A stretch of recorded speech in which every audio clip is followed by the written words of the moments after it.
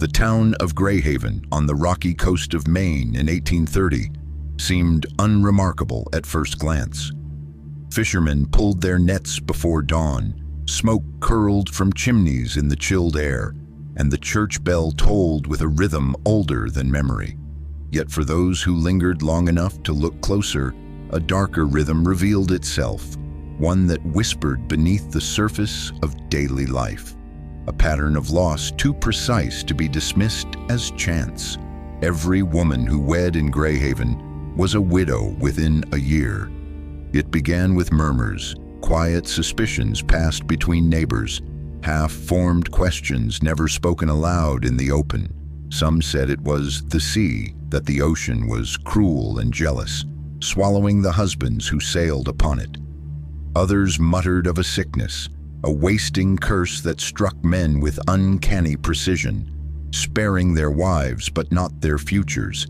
But to the few who kept records, who studied births and burials with the patience of archivists, the regularity was too sharp, too exact. It was not fate, but something deliberate. Dr. Elias Turner was one of those few, a man of science in a community that often mistrusted learning. He was regarded as an outsider despite having lived there for years.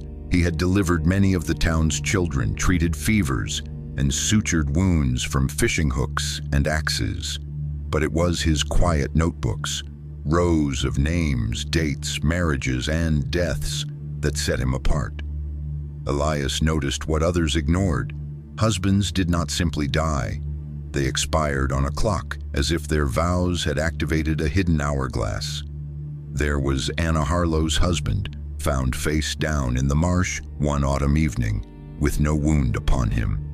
Joseph Whitaker, who took sick on his wedding night and wasted into nothing by spring.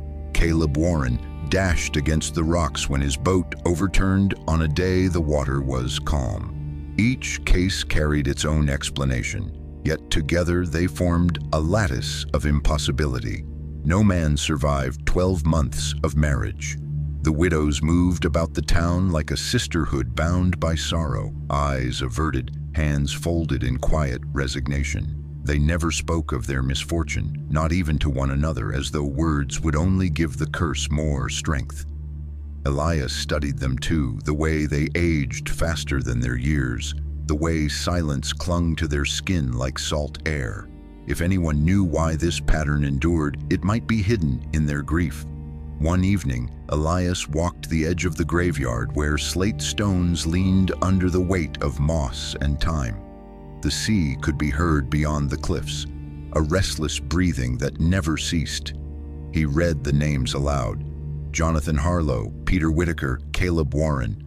The wind carried their syllables away as quickly as he spoke them, like the land itself wished to erase the memory.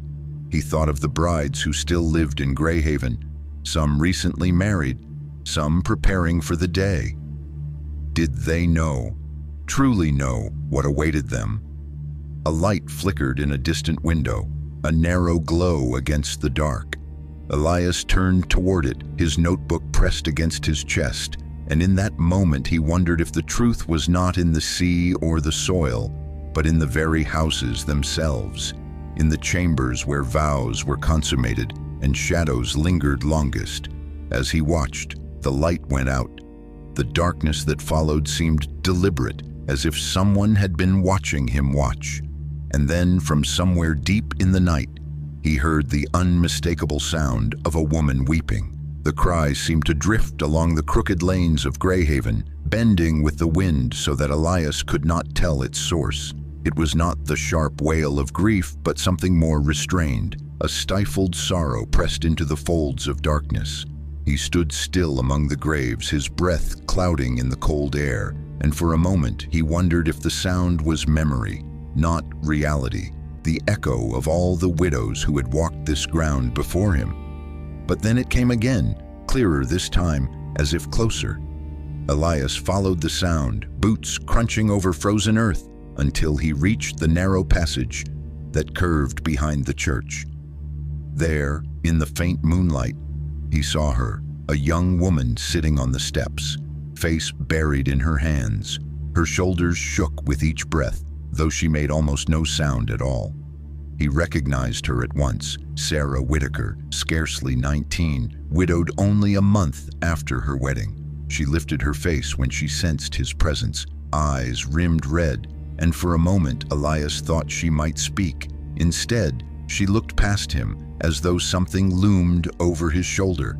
He turned sharply, but there was nothing, only shadows stretched long by the thin moon. When he looked back, Sarah was already rising to her feet, gathering her shawl tightly and slipping into the dark without a word. The silence that followed pressed heavily on him. It seemed every corner of Grayhaven hid a secret, and the townspeople bore their grief in ways that kept outsiders like him from piercing the truth. Yet he could not shake the feeling that Sarah's gaze had not been toward him at all, but toward something behind him that refused to be seen. In the days that followed, Elias questioned others under the guise of routine visits. He listened carefully when tending to fevers or checking on newborns, noting which houses felt heavy with fear. Again and again he saw the same pattern: wives who grew silent, husbands who grew pale. None ever admitted to expecting the inevitable, but in their guarded eyes Elias saw a resignation, as though each man's days had already been counted. Sometimes I wonder, he thought, whether any of you listening carry such towns in your memory, places where silence grows louder than truth, where people endure what cannot be explained. If my voice is your companion tonight, perhaps you might leave a trace, one small sign that you too have walked through shadows like these. That week, another wedding was announced. Abigail Moore, daughter of a fisherman, was to marry Thomas Hale, a carpenter with strong hands and quiet humor. The town spoke of it with subdued excitement, though Elias noticed how their smiles faltered when they thought of what usually followed. He attended the ceremony, watching as the vows were exchanged under the church rafters. Thomas looked proud, unaware or unwilling to admit that he had stepped into the pattern. Abigail's hands trembled as she placed the ring upon him. Afterward, Elias lingered near the doors, watching the crowd spill into the cold. He saw Sarah Whitaker again, her eyes fixed on Abigail with an expression too complicated to read. Pity, perhaps, or warning. Later that night, while Elias recorded the day's events in his notebook, he thought he heard footsteps outside his window. He froze, pen lifted above the page. The steps paused, then moved away slowly, deliberately, as if whoever was there wanted him to know they had been watching. The next morning, Thomas Hale did not appear at his workshop. The absence was at first dismissed by his neighbors as the lingering bliss of a wedding night, the sort of indulgence permitted to a man newly bound in matrimony. But as the hours stretched and his tools remained untouched, whispers began to thread through Grayhaven. Elias, who had marked the hour carefully in his notebook, felt the air grow heavier with each passing moment. He had seen this pattern too many times to be comforted by hopeful excuses. By dusk, concern had shifted into unease. Abigail Moore, now Abigail Hale, was seen standing by the edge of the road, her shawl drawn tightly across her shoulders, peering toward the horizon as if willing her husband's return. Her face was pale, her posture rigid, and when spoken to, she answered with rehearsed calmness. Yet Elias noted her eyes wide and restless, as though she had already glimpsed the future that everyone else preferred to ignore. The search began before nightfall. A handful of men took lanterns and walked towards the woods, where Thomas was known to cut timber. Elias joined them, though his presence was met with suspicion by some who thought his endless note-taking bordered on obsession. The forest swallowed their light quickly, branches clawing at the beams as though protecting secrets. They called his name, each shout bouncing back in strange echoes. It was one of the younger men, Samuel Briggs, who found him. Thomas Hale lay sprawled at the base of an elm, his body intact, his face strangely serene. There was no wound, no blood, no sign of struggle. His hands rested against his chest as though he had simply chosen to lie down and surrender to the earth.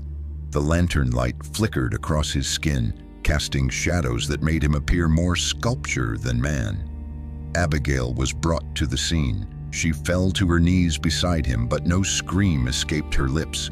Instead, she stared with a hollow gaze, as though she had always known this moment would come. Elias knelt too, checking pulse, breath, any sign of lingering life. There was none. The air seemed to grow colder, and though no one spoke it aloud, every man present carried the same thought. The curse had claimed another. Later, as the body was carried back to town, Elias walked alone at the rear. His mind circled endlessly, searching for a rational explanation that refused to take shape. What disease could strike with such precision? What accident could mimic intention? And yet the most unsettling thought was not that Thomas had died, but that he had died so gently, as if following instructions only he could hear. That night, Elias wrote feverishly, his pen scratching across paper until his hand cramped. He charted the timeline, the uncanny symmetry of deaths. He underlined Thomas Hale's name again and again, feeling a dread he could not contain. He thought of Abigail in her silent grief, of Sarah Whitaker's watchful eyes, of the unspoken pact among widows who carried knowledge too dangerous to utter. When the church bell tolled for Thomas's burial, Elias noticed a figure at the edge of the crowd. Tall, cloaked, face obscured. No one else seemed to see him, though the figure's gaze fixed on Elias with unbroken intensity. The doctor felt the weight of that stare pressing through the cold morning air, more suffocating than grief itself. And as the coffin lowered into the frozen ground, the figure lifted one gloved hand, slowly, deliberately, pointing toward Elias. The gesture pierced through the murmurs of grief like a blade. Elias froze, every instinct urging him to look away, but he could not. The hand remained outstretched until the final clump of earth struck the coffin lid with a dull thud. Then, just as silently as it had appeared, the figure lowered its arm and slipped behind the bare trees, vanishing into the shadows of the graveyard's edge. None of the townspeople seemed to notice. To Elias, it was as if the gesture had been meant for him alone. That night he lay awake, listening to the restless groan of the sea beyond the cliffs. His thoughts raced. Was this figure a mourner unseen by others, or something beyond the human?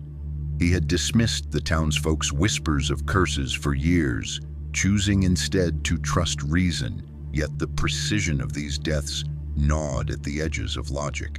He remembered Sarah Whitaker's silent gaze, Abigail Hale's hollow calm, and now this cloaked stranger who pointed not at the coffin, but at him. Unable to rest, Elias returned to his notebooks. He sketched crude diagrams of timelines, linking names with thin lines of ink. Each union became a mark that led inevitably to death. The pattern was not merely superstition, it was deliberate, almost designed. The truth weighed heavily. Someone or something was enacting these deaths with methodical cruelty. 2 days later, Elias received an unexpected visitor. It was Abigail, still in mourning dress, her face drawn but her eyes strangely clear. She asked to speak in private, her voice low, almost conspiratorial. "You see it, don't you?" she said. Not a question, but a statement. Elias nodded cautiously. Abigail's lips trembled. "They told me not to speak. That silence keeps us safe." But silence does nothing. Before Elias could press her further, a sound from the street interrupted them, the sharp clang of iron striking wood. He moved to the window and saw a group of men raising scaffolding for repairs near the church. Nothing unusual except for one figure among them, cloaked and still, watching the house with an unbroken stare. When Elias turned back, Abigail had already retreated, leaving him with more questions than answers. That evening, Elias walked through town with renewed suspicion. He observed carefully how widows avoided each other's eyes, how men crossed themselves unconsciously when passing the church, how even children played in silence near the graveyard walls. Fear was not simply present, it was structured, embedded like mortar between the stones of every house. It was then that Elias recalled something chilling. Months earlier, while treating an elderly widow, she had murmured in fevered half-sleep, "It isn't the sea that takes them, it's chosen." At the time, Elias had dismissed it as delirium. Now the words returned with unsettling clarity. Later, while writing by lamplight, Elias felt the prickle of awareness, the sensation of being observed. He turned sharply toward the window, and though the street was empty, the flame of his lamp guttered as if disturbed by unseen breath. The silence of the room deepened, pressing in from all sides. He thought of the cloaked figure at the burial, the gesture, the eyes that never looked away. For the first time, Elias wondered if his questions had marked him not as an observer, but as the next in line. And then came the knock at his door, 3 slow raps that echoed through the wooden frame like a summons.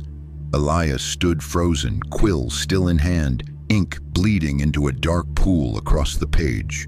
The sound reverberated in his chest, not loud but deliberate, like the measured beat of a clock striking some appointed hour. He rose slowly, every step across the floorboards louder in his ears than the knock itself. When he pulled the door open, there was no one. The night stretched before him, the lane deserted, the air sharp with salt and frost. Yet upon the threshold lay a folded scrap of paper weighted by a small, smooth stone. Elias bent to pick it up. The paper was unmarked on the outside, but inside it bore a single line, written in a hand he did not recognize. "You are not the only one keeping records." A shiver passed through him. He scanned the shadows for movement, but the town slept in silence. Whoever had left the note had vanished as silently as they had come. Elias shut the door and sat heavily at his desk, staring at the message until the ink seemed to blur. It was both a warning and a challenge, an invitation into something deeper. The following days only tightened the noose of mystery. He noticed strangers at the edge of gatherings, men whose faces he did not recall seeing before, always departing before conversation could reach them. He found his own notes disturbed. Pages shifted though he had locked them away. And once, while walking past the church, he saw Abigail Hale enter hurriedly through a side door not usually opened except for funerals. She did not emerge for over an hour. Elias's suspicion grew. If the curse was real, someone in Grayhaven was tending it, ensuring its continuation with methodical precision. Perhaps not one person, but a circle. The widow's silence, the town's refusal to speak, the strangers who appeared at ceremonies and burials, it all suggested an organized pattern of cruelty masked as inevitability. He thought of the name the fevered widow had whispered, "chosen." The word gnawed at him. Who chose? By what right? He began to see Grayhaven not as a town beset by misfortune, but as a stage upon which unseen hands arranged marriages only to orchestrate deaths. That night, unable to contain his dread, Elias walked to the cliffs. The sea was black and restless, waves hammering against rock as if demanding entry into the land itself. He imagined the voices of drowned men rising with the spray. He stood there for a long time, until behind him he heard the faint crunch of footsteps on frost. Turning, he expected a fisherman or passerby. Instead, he saw the cloaked figure again, still and watchful, outlined against the faint glow of town lamps. The figure did not advance, did not retreat. It merely raised its hand once more, not pointing this time, but gesturing downward, toward the waves below. The meaning was unmistakable. Another husband had been claimed. When Elias returned at dawn, word had already spread. Jacob Miller, wed just 7 months, had been found in the surf, his lungs filled with salt water, though the sea had been calm through the night. His widow, Ruth, stood at the shore as neighbors carried the body away. She did not cry. She only turned her gaze toward Elias, her lips parting as if to speak. But no words came, only a faint, knowing smile that chilled him more than the wind. Elias could not move beneath that smile. It was neither grief nor madness, but something else entirely, a quiet acceptance that unsettled him to his bones. Ruth Miller turned from the sea as though guided by invisible hands, her black dress sweeping across the wet stones, and disappeared into the narrow alleys of Grayhaven. The crowd dispersed soon after, speaking little, their silence a shield that seemed more deliberate with every death. Elias returned to his study and laid out the records once more. He traced the lines between each union, each grave. Every bride became a widow, but what if the truth was even darker? What if the women were not only witnesses, but participants? The thought troubled him deeply. He had seen sorrow in their faces, yes, but also resignation, and now that smile. It was too calculated to be grief's mask. The question that haunted him was no longer why the husbands died, but who allowed it. And if Ruth's expression revealed anything, it was that some among the widows knew more than they pretended. Later that week, Elias was called to treat a boy with fever. The mother, distracted and weary, let slip words that gripped him like ice. Better he remain a child than grow to be a husband. She caught herself too late, covering her mouth, eyes darting to him with fear, but the meaning was clear. Even children were raised beneath the shadow of this curse, their futures cut short before they could begin. Elias began asking quieter questions, probing without accusation. He found fragments of truth buried beneath casual remarks. Wives who admitted their mothers had warned them on their wedding nights. Fishermen who swore the church itself was complicit. Neighbors who muttered that the curse was no curse at all, but a covenant. Always, though, the moment grew too dangerous and lips sealed. One evening, as Elias walked the road home, he encountered Abigail Hale again. She stopped him with a hand on his arm, her grip firmer than her fragile appearance suggested. "You're searching," she said softly, "but you must be careful what you find." Her eyes glimmered in the fading light. "Not all who appear cursed are victims." Her words cut through him. Did she mean the widows or herself? Before he could respond, she slipped away into the fog, leaving him with only the echo of her warning. That night, as he sat by lamplight, Elias's hand hovered over his journal. He realized he was no longer charting deaths, but hunting intent. The deaths themselves were precise enough to suggest planning, but the larger pattern, the silence, the obedience, the small moments of revelation, suggested a will guiding them all. Perhaps not a single hand, but a hidden order within Grayhaven itself. The lamp flickered suddenly, shadows bending across the walls. Elias turned, and in the glass of the window, he saw not his own reflection, but the cloaked figure's outline standing behind him. His breath seized, yet when he spun around, the room was empty. Still, the scent of salt lingered in the air, as if the sea itself had seeped into the space. He clutched his journal tightly, knowing the figure was no longer content with being seen from a distance. It had entered his very home. And on the last page of his notebook, where his pen had never touched, a line now appeared in unfamiliar ink. "Your turn is coming." Elias stared at the words until his vision blurred.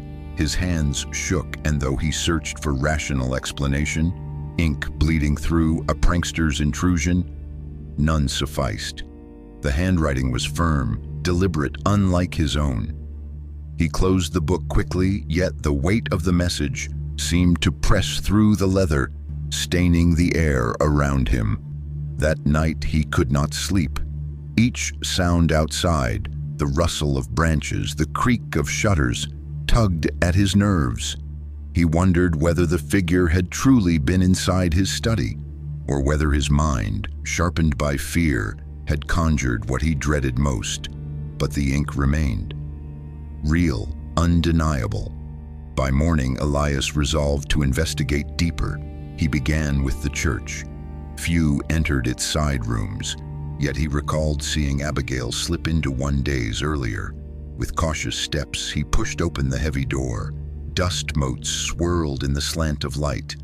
The main hall was silent, but he found the smaller chambers locked. Persistence led him at last to a half-rotted door behind the altar. It resisted, then yielded with a groan. Inside, he found shelves lined with ledgers. Their covers bore no labels, yet within were names, dates, and details as meticulous as his own records. Each husband marked, each widow noted with annotations he could scarcely believe. Some pages listed the means of death, water, illness, fall, as though chosen from a list. Others bore symbols, unfamiliar but deliberate looping signs that felt older than language.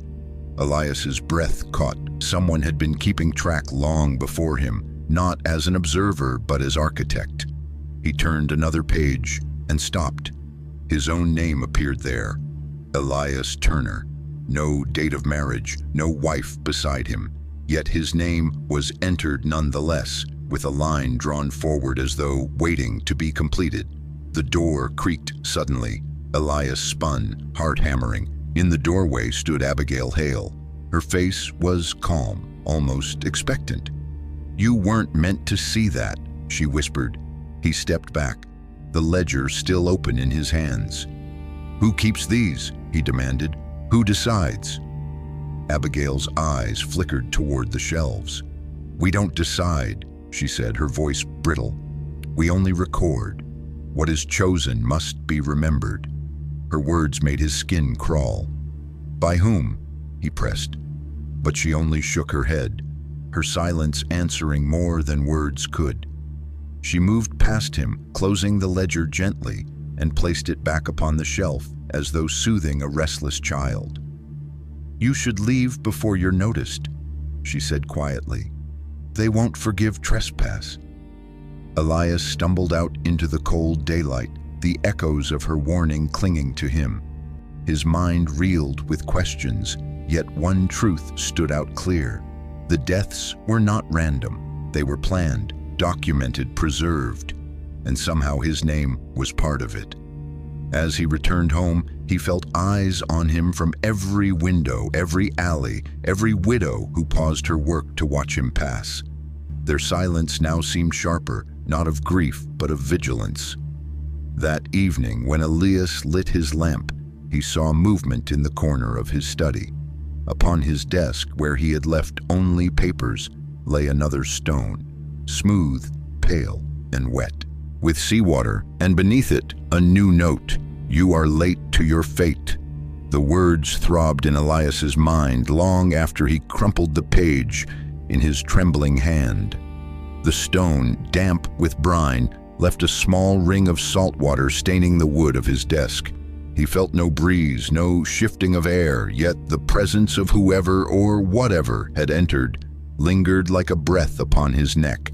It was not just intrusion anymore, it was possession, a warning that his home, his very life, no longer belonged to him alone.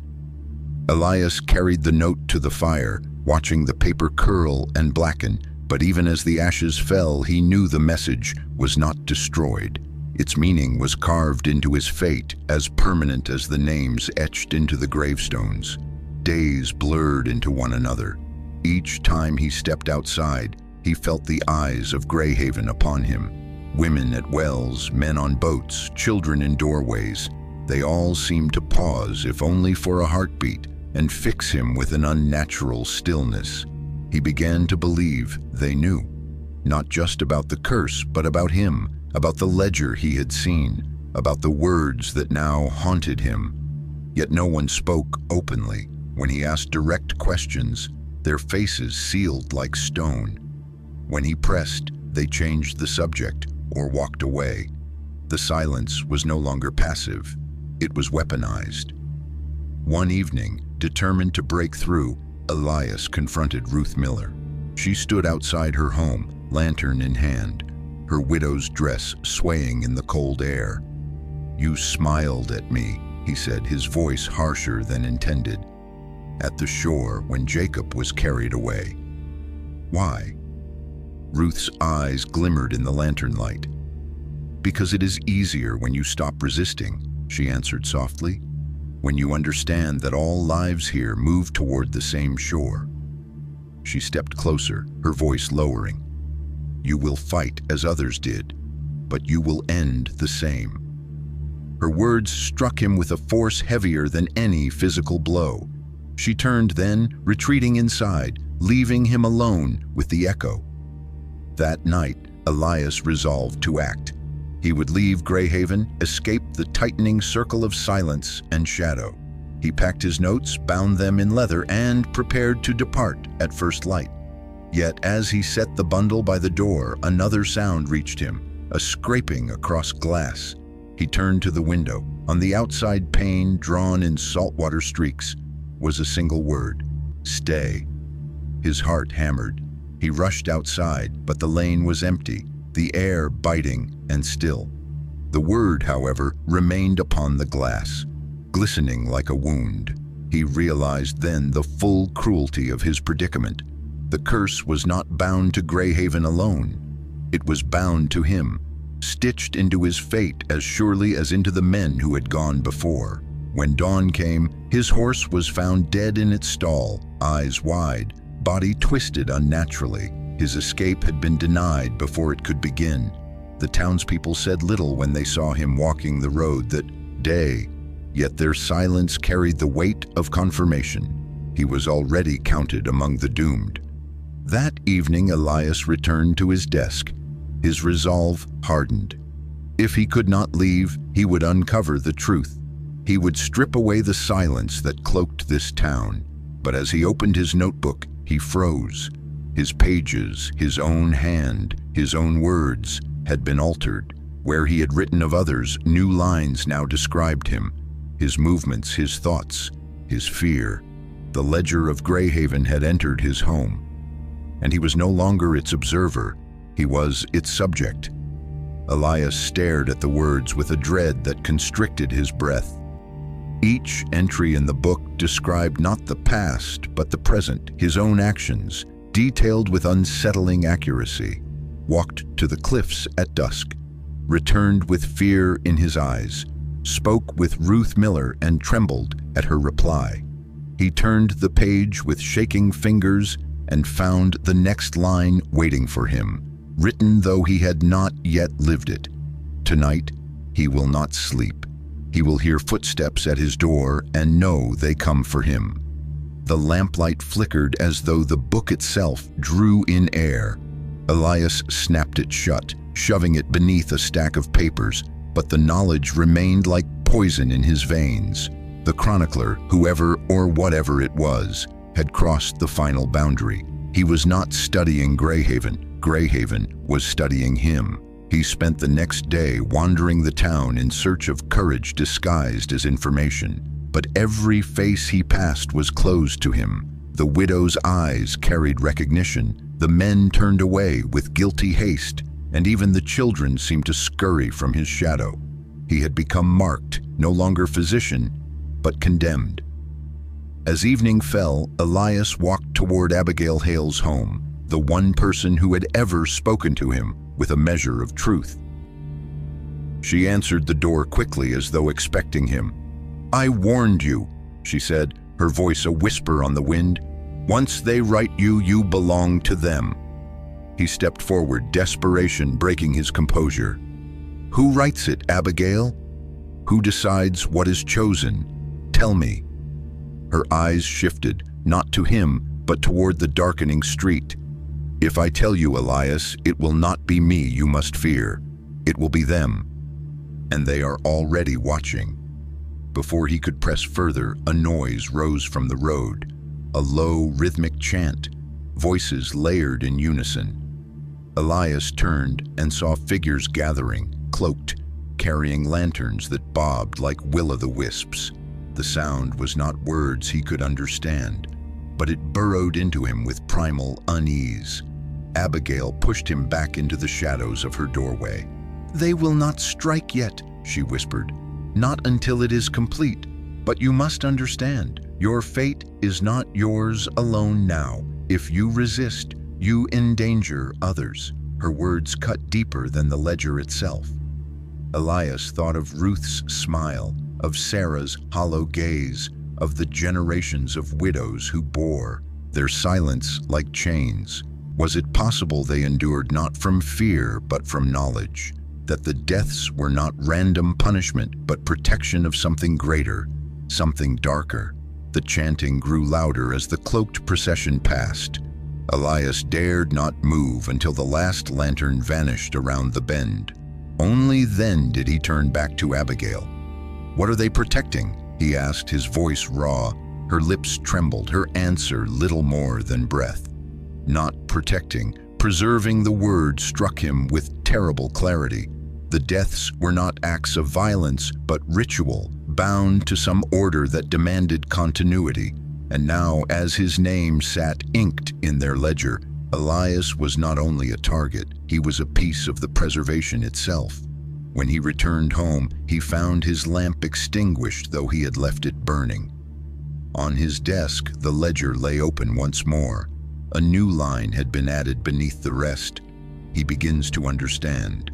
And below that, written darker, bolder, "Tomorrow they will test his will." Elias scarcely slept. Every creak of the timbers above, every sigh of the wind through the shutters seemed like the harbinger of that promised test. He lay with his eyes open until dawn smeared pale gray across the horizon. By then he felt hollow, his thoughts turning again and again to what form such a trial could take. It arrived not with violence, but with invitation. A knock came at midday, polite, measured, unlike the ominous raps he had known before. When Elias opened the door, he found two men waiting, both strangers to him, though they carried the bearing of locals. One extended a folded paper sealed with wax. Without a word, they turned and walked away. Inside, Elias broke the seal. The message was brief: "Come to the hall at dusk. Bring no one. The truth will be given." The handwriting was the same that had marked his notebook. As the hours dragged toward evening, Elias debated whether to go, yet his curiosity gnawed more fiercely than his fear. If there was ever a chance to tear back the veil of Grayhaven's silence, this was it. When the sun dipped and shadows lengthened, he wrapped himself in his coat and walked to the hall, his steps echoing in streets eerily deserted. The building loomed, dark except for a single candle glowing through a crack. Elias entered. The scent of damp wood and smoke pressed heavy inside.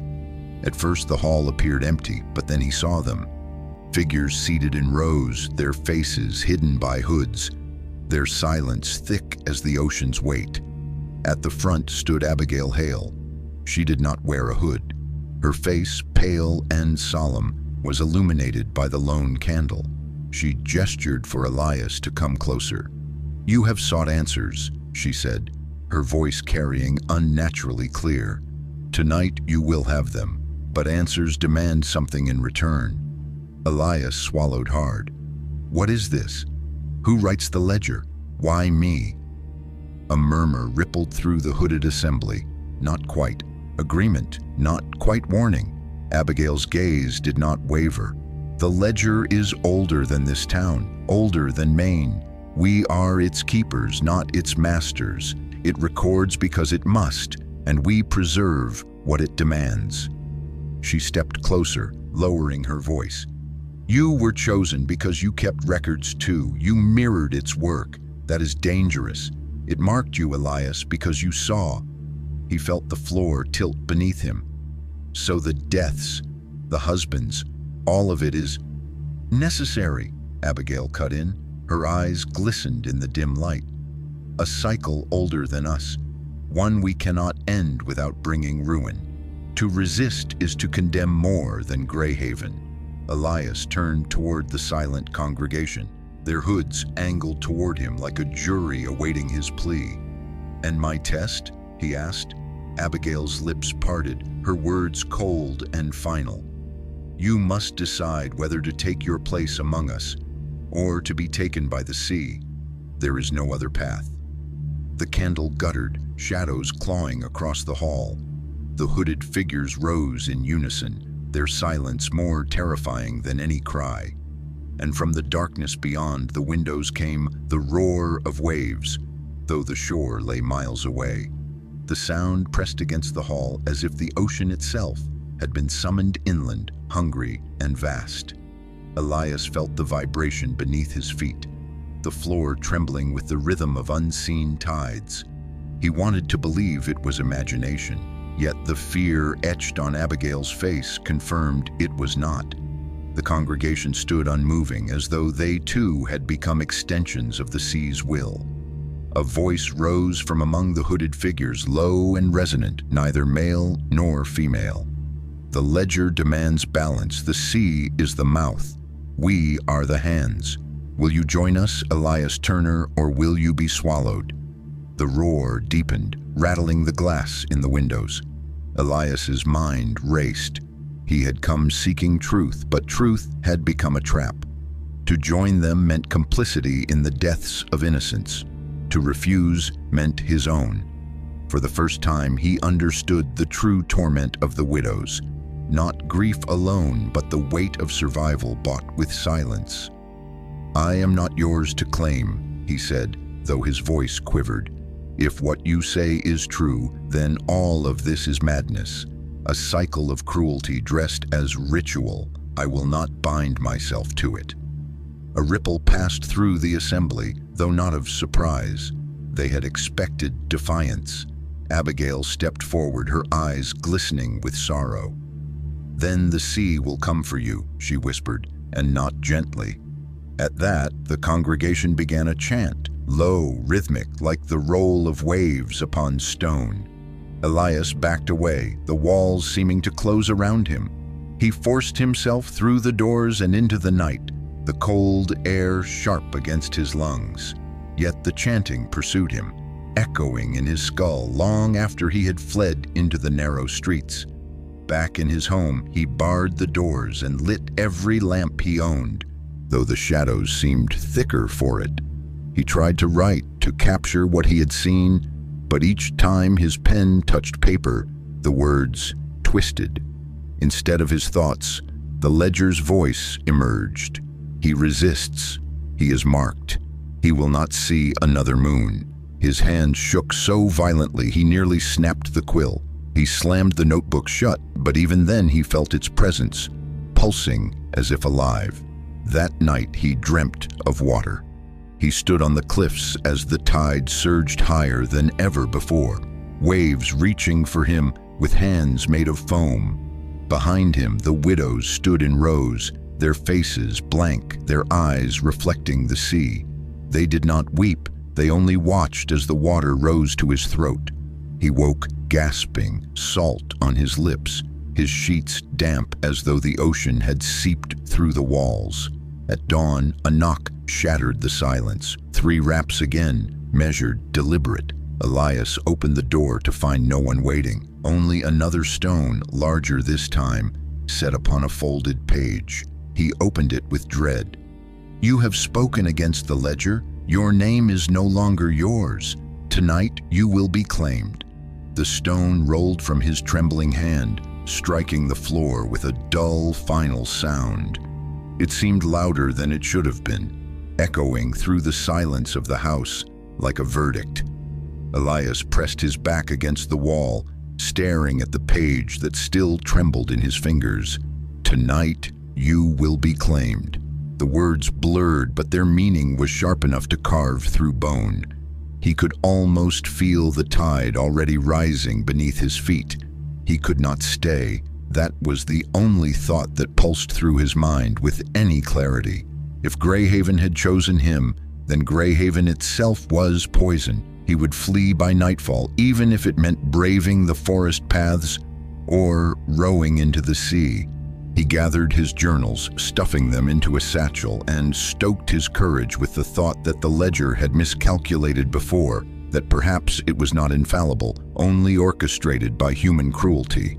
But as dusk thickened, the streets filled with shadows. Elias slipped from his home and kept to the narrow alleys, but each turn seemed to lead him into darker confines. He heard footsteps that mirrored his own, steady, patient, never drawing too close nor falling away. When he dared glance behind, the alleys were empty, yet the sound persisted, keeping pace with his breath. At last he reached the edge of the woods. The trees loomed black against a sky torn by thin silver light. He stepped forward, desperate, when a figure emerged from the thicket. Cloaked, motionless, its presence rooted him where he stood. Behind him, more shadows appeared, closing the path back to town. Elias turned in panic, clutching the satchel to his chest. "Stay back," he shouted, though his voice cracked like brittle wood. The figures did not advance. Instead, a voice drifted through the dark, low and calm. "You cannot run from the sea, Elias Turner. You carry it with you now." The ground seemed to tilt beneath him, his balance faltering as though the earth itself had become water. His breath came ragged, the trees swaying not with wind but with the rhythm of unseen waves. He stumbled forward, breaking into a run, branches lashing at his face, roots clawing at his boots. The forest seemed endless, the same shapes repeating, each path returning him to the cloaked figures waiting silently. Finally, his strength failed. He collapsed against a tree, his chest heaving. The satchel slipped from his grasp, spilling his notebooks onto the ground. And there, under the pale light, he saw the newest page already written. He runs, he falls, he is caught. A hand closed on his shoulder, cold, firm, inevitable. He spun and found himself staring into the void of the cloaked figure's hood. No face, no eyes, only the reflection of his own terror. Staring back, Elias thrashed, clawing free with a desperation born of pure survival. He struck the figure, and for an instant its form wavered as if made of smoke and sea spray. He bolted once more, this time toward the faint glow of lanterns ahead. Bursting from the trees, he found himself not free but surrounded. The congregation stood in a ring, hoods lowered, lanterns swaying. At their center waited Abigail Hale, her expression unreadable. "You were warned," she said softly. "Now the ledger will claim its due." The lanterns lifted as one, their flames bending unnaturally toward him, drawn as if by tide. And from the shadows the roar of the sea returned, louder, closer, as though the ocean itself had come to swallow him whole. The sound pressed down upon Elias until his knees threatened to buckle. The cloaked congregation stood motionless, lanterns raised, their flames bending inward as though drawn by some unseen tide. Abigail Hale, at the center, lifted her hand, and the roar dimmed to a low, relentless pulse, like a heartbeat that belonged not to the land, but to something vast and merciless beyond it. "You still think you are separate," she said, her voice carrying over the chantless silence. "But the ledger does not punish, Elias. It keeps balance. It preserves what must remain." Elias shook his head, defiance breaking through his terror. "You kill. You dress it as preservation, but it is murder written in ink and ritual." Her eyes softened with pity. If only it were so simple. Murder ends a life. This, she gestured toward the circle, the lanterns, the roaring sea, binds it. Those taken do not vanish. They become part of the current that protects this town, this coast, perhaps more than we dare know. Their silence is not emptiness, it is endurance.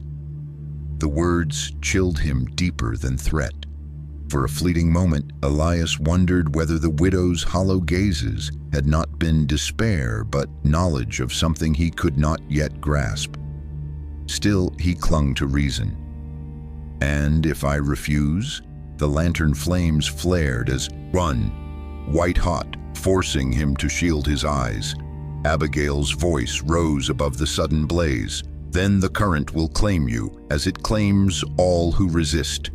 The congregation stepped forward in unison, their hoods tilting as though faceless eyes bore into him. Elias stumbled back, his boot catching on the satchel he had dropped earlier. His notebook spilled across the ground, pages fluttering like trapped birds. One lay open at his feet, already inscribed, "He resists still. He will be carried to the water." "No!" Elias roared, snatching the book and tearing at its pages. He ripped them to shreds, scattering them into the night air, but the words clung to the fragments, glowing faintly before vanishing into the soil. The ledger could not be undone. Abigail stepped closer. Her expression was neither cruel nor triumphant. It was resigned, as though she herself had once stood where he now stood. "It is not death, Elias, it is joining." The roar swelled again, drowning her voice, shaking the very trees around them. Elias staggered, his mind split between the terror of the sea's call and the fire of his own will. If he yielded, he would be another name, another silent current in their endless ritual. If he resisted, perhaps he could fracture it, even if only for himself. With sudden clarity, he bolted through the ring, striking one of the hooded figures aside. The lantern crashed to the ground, flames licking at the damp earth but refusing to spread. He tore into the darkness of the trees, branches clawing at his face, the roar pursuing him like a beast too large to fight. Behind him, voices rose at last, not chants but cries, urgent and sharp. They were coming after him. He stumbled down a slope and found himself at the cliff's edge. Below, the sea writhed, though no storm stirred the sky. It reached upward in surging walls, as if eager to embrace him, and in the reflection of the black water, he saw his own face dissolve into shadow, as though the sea had already begun to take him. The sight jolted Elias backward, his heels skidding on loose stone. The cliff edge crumbled beneath his weight, gravel tumbling into the churning depths. For a moment he thought the sea would drag him down then and there, but he clung to a root jutting from the soil, gasping against the spray. The roar had grown deafening, though the night above remained eerily calm. Behind him, the hooded figures emerged from the trees, lanterns swaying like judgmental stars. Their voices wove together into a chant, this time audible, each syllable pulsing like the beat of the tide. He could not understand the language, yet its rhythm seized his heart, dragging it into unnatural sync with the sea below. Abigail Hale stood apart from them, her hood cast back, her eyes locked on Elias. Her voice cut through the others, sharp and sorrowful. "Do not fight it, Elias. If you yield, the sea will not break you. It will make you eternal." He pulled himself upright, trembling. "You call this eternity?" His voice cracked against the roar. "You kill and call it preservation. You enslave the living to worship the dead." The congregation's chant faltered for a heartbeat, as though his defiance had struck some hidden chord. But the tide surged higher in response, spitting foam up the rocks, licking at his boots. The sea wanted him. Elias clutched at his satchel, though its weight was half gone. His notebooks had spilled in his flight, but a single one remained. He tore it open, desperate. The page inside bore fresh words he had not written. He stands at the brink. He must choose the current or the void. With a shout of rage, Elias ripped the page free and flung it into the wind. It spiraled upward, caught in the night air before the sea snatched it down in a single swallowing surge. For the first time, the chant broke. The figures wavered, their lanterns flickering. Abigail's face tightened. "You do not understand what you have done," she said, stepping toward him. "Defiance is not freedom. Defiance is chaos. The sea does not forgive chaos." At her words, a sound like cracking thunder tore through the cliffs. The ground lurched, fissures racing along the earth as though the land itself recoiled. Elias staggered, caught between the congregation advancing and the abyss opening at his feet. He turned to flee once more, but was seized, two of the hooded figures grappling him by the arms. Their grip was iron, their silence more suffocating than their strength. They dragged him back toward the circle, his heels gouging tracks in the dirt. Abigail raised her hand, signaling the tide, her lips moving in a prayer that was not to any god Elias had ever known. The sea responded. Water surged up the cliff face, higher than any tide could reach, shimmering like liquid glass. Within it, Elias glimpsed faces, men he had known, husbands claimed before their time, eyes vacant yet watchful. They drifted within the waves like preserved fragments of memory, and their silence screamed louder than any voice. Elias thrashed, desperate, and for an instant he broke free. His satchel tore open, scattering what pages remained into the wind. The congregation lunged, but he leapt toward the cliff, not into the water, but to the jagged rocks beside it. The impact stole his breath, pain blinding him.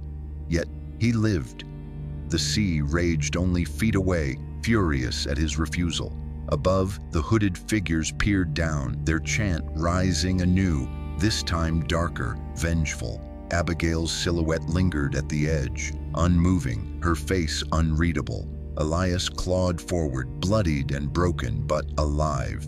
For now he had denied the sea, but even as he staggered toward the forest once more, he knew the ledger had not ended with him.